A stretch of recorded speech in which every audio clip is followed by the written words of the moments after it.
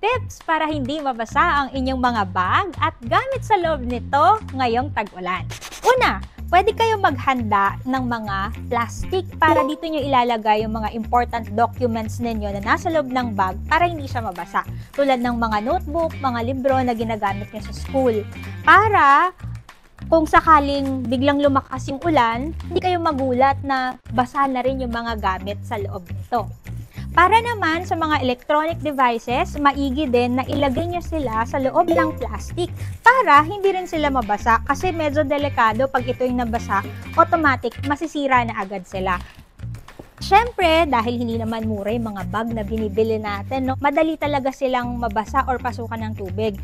Isang magandang way para maingatan sila ay gumamit tayo ng bag cover.